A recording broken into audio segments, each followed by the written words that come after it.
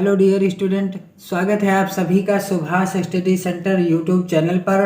और यदि आप कक्षा 10 या कक्षा 12 के छात्र हो और बोर्ड परीक्षा 2021 की तैयारी कर रहे हो तो आज का यह वीडियो आपके लिए मोस्ट इम्पोर्टेंट होने वाला है, क्योंकि आज के इस वीडियो में मैं आपको बताने वाला हूँ कुछ प्रमुख रचनाओं व उनके रचयिताओं के नाम जो कई बार बोर्ड परीक्षाओं में आ चुके हैं। इनसे कई बार प्रश्न बन चुका है। यहाँ पर आप देख सकते हैं लिखा हुआ है प्रेम वाटिका। कई बार बोर्ड परीक्षा में आया हुआ है। प्रेम वाटिका के रचयिता कौन है या प्रेम वाटिका किसकी रचना है? तो इसका उत्तर क्या हो जाएगा? प्रेम वाटिका किसकी रचना है? प्रेम वाटिका रचना है रस खान जी की। किसकी रचना है? रस खान जी की रचना है। प्रेम वाटिका किसकी रचना है? रस खान जी की रचना है। अगली रचना है रामचंद्रिका। रामचंद्रिका किसकी रचना है? रामचंद्रिका केशव दास जी की रचना है। केशव दास जो कि प्रसिद्ध और माने जाने कवि थे। अगली मोस्ट इम्पोर्टेंट रचना है प्रिय प्रवास। और प्रिय प्रवास के रचयिता कौन है? अयोध्या सिंह उपाध्याय हरिऔध। अयोध्या सिंह उपाध्याय हरिऔध। और प्रश्न यहाँ से भी बन जाता है कि हरिऔध किसका उपनाम है? तो उत्तर क्या हो जाएगा कि अयोध्या सिंह उपाध्याय जी का उपनाम क्या है? हरिऔध नाम है। अगली मोस्ट इम्पोर्टेंट रचना है भारत भारती। भारत भारती के रचयिता कौन है? मैथिली शरण गुप्त। और मैथिली शरण गुप्त जी की एक रचना कई बार बोर्ड परीक्षा में पूछी गई है और वह है साकेत। साकेत के रचयिता कौन है? मैथिली शरण गुप्त। और एक बार प्रश्न यह भी आया हुआ था कि मैथिली शरण गुप्त का प्रथम काव्य संग्रह क्या है या प्रथम काव्य रचना कौन सी है? तो भारत भारती मैथिली शरण गुप्त जी की प्रथम काव्य रचना है। अगला और मोस्ट इम्पोर्टेंट रचना का नाम लिखा है आंसू। और आंसू किसकी है? आंसू है जय शंकर प्रसाद जी की। बोर्ड परीक्षा में कई बार आ चुकी है। कक्षा 10 के जय शंकर प्रसाद जी की रचना का नाम क्या है? आंसू। और कई बार भी यह प्रश्न आ चुका है कि कामायनी किसकी रचना है? जय शंकर प्रसाद जी की रचना है। अगली रचना है चिदंबरा। और चिदंबरा किसकी रचना है? सुमित्रा नंदन पंत जी की। किसकी रचना है? सुमित्रा नंदन पंत जी की रचना है चिदंबरा। सुमित्रा नंदन पंत जी की। और प्रश्न यह भी आता है कि पंत किसका उपनाम है? तो उत्तर हो जाएगा कि पंत सुमित्रा नंदन जी का उपनाम है। अगली महत्वपूर्ण रचना है दीप शिखा। दीप शिखा किसकी रचना है? महादेवी वर्मा जी की रचना है। दीप शिखा किसकी रचना है? महादेवी वर्मा जी की रचना है। और प्रश्न बनता है इंटर की बोर्ड परीक्षा में कि आधुनिक युग की मीरा किसे कहा जाता है? तो आधुनिक युग की मीरा महादेवी वर्मा जी को कहा जाता है। अगली रचना है मुकुल। मुकुल किसकी रचना है? सुभद्रा कुमारी चौहान जी की रचना है मुकुल। सुभद्रा कुमारी चौहान। और कक्षा 10 के काव्य खंड में इनकी बहुत ही प्रसिद्ध कविता है झांसी की रानी की समाधि पर, जहां से पद्यांश जिसका संदर्भ व्याख्या और काव्यगत सौंदर्य पूछा जाता है बोर्ड परीक्षा में, और उन सभी की मैंने व्याख्या करवा दी है। यदि आपने नहीं देखा है और कक्षा 10 के छात्र हैं तो आप चैनल के प्लेलिस्ट में जाकर तुरंत देख लें, क्योंकि जो महत्वपूर्ण पद्यांश हैं सुभद्रा कुमारी चौहान जी द्वारा रचित कविता झांसी की रानी की समाधि पर, उनकी सभी व्याख्याओं को मैंने महत्वपूर्ण व्याख्याओं को करवा दिया है। संदर्भ, व्याख्या और काव्यगत सौंदर्य लिखने का तरीका बता दिया है। अगली रचना है मोस्ट इम्पोर्टेंट रचना है अनामिका। और अनामिका किसकी रचना है? सूर्यकांत त्रिपाठी निराला। सूर्यकांत त्रिपाठी निराला किसकी रचना है अनामिका? सूर्यकांत त्रिपाठी निराला। और प्रश्न बनता है कि निराला किसका उपनाम है? तो निराला सूर्यकांत त्रिपाठी जी का उपनाम है। अगली रचना है मोस्ट इम्पोर्टेंट रचना है, बोर्ड परीक्षा में कई बार पूछी जा चुकी है। मिलन।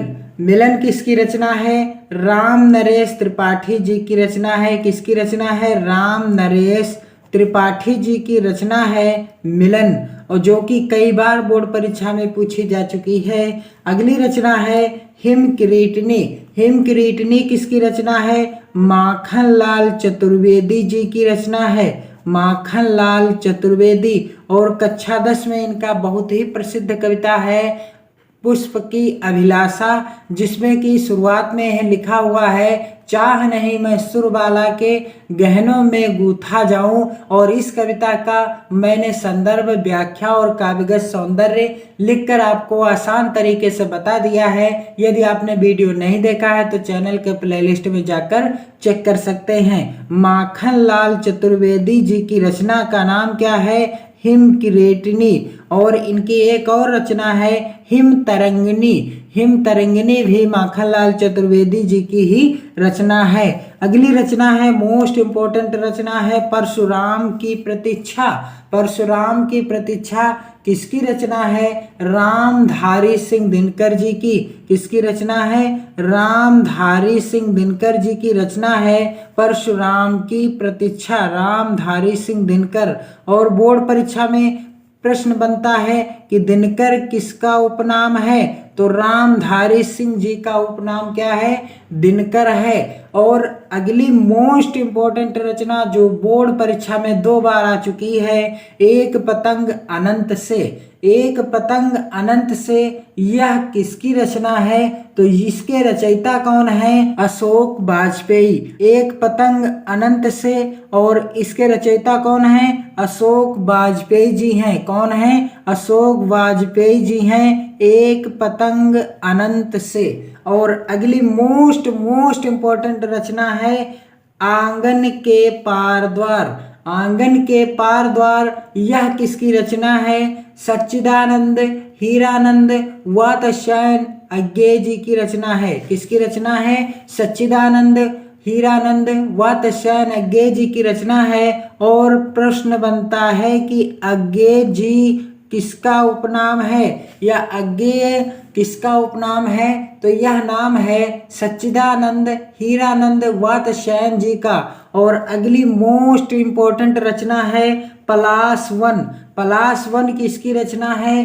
पलाश वन के रचयिता हैं, यहाँ पर आप देख सकते हैं, मोस्ट इम्पोर्टेंट रचना है पलाश वन। और पलाश वन के रचयिता हैं नरेंद्र शर्मा। पलाश वन के रचयिता कौन हैं? नरेंद्र शर्मा जी हैं, पलाश वन रचना के रचनाकार। और अगली मोस्ट इम्पोर्टेंट रचना है गीत फरोश। गीत फरोश किसकी रचना है? भवानी प्रसाद मिश्र जी की रचना है। किसकी रचना है? भवानी प्रसाद मिश्र जी की रचना है गीत फरोश। और यह बोर्ड परीक्षा में भी कई बार आ चुकी है। और अगली मोस्ट इम्पोर्टेंट रचना है मधुशाला। मधुशाला किसकी रचना है? हरिवंश राय बच्चन जी की। किसकी रचना है? हरिवंश राय बच्चन जी की रचना है मधुशाला। और मधुशाला, मधुबाला, मधुकलश, मधुशाला, मधुबाला, मधुकलश, ये सभी रचनाएं हरिवंश राय बच्चन जी की हैं। आपको याद रखना है मधुशाला, मधुबाला, मधुकलश। और अगली रचना है ठंडा लोहा।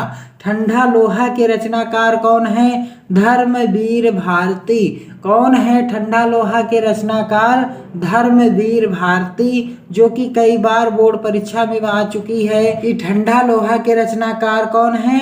धर्मवीर भारती। और अगली मोस्ट इम्पोर्टेंट रचना है, बोर्ड परीक्षा में कई बार आ चुकी है, ललित ललाम किसकी रचना है? ललित ललाम मतिराम जी की रचना है। किसकी रचना है? मतिराम जी की रचना है ललित ललाम। अगली रचना है उत्तरायण। उत्तरायण के रचनाकार कौन है? और मोस्ट इम्पोर्टेंट रचना है उत्तरायण। और यह रचना है किसकी? निर्मल शुक्ल जी की।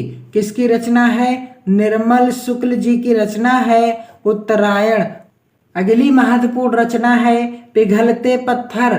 पिघलते पत्थर के रचनाकार कौन है? मोस्ट इम्पोर्टेंट रचना है, बोर्ड परीक्षा में भी आ चुकी है। पिघलते पत्थर के रचनाकार हैं रंगे राघव। कौन है? रंगे राघव जी हैं। तो आप इस वीडियो को अधिक से अधिक मित्रों में शेयर कीजिएगा, वीडियो को लाइक, और चैनल पर यदि आप नए हैं तो सब्सक्राइब जरूर कीजिए और कमेंट कीजिए कि आपको यह वीडियो कैसा लगा।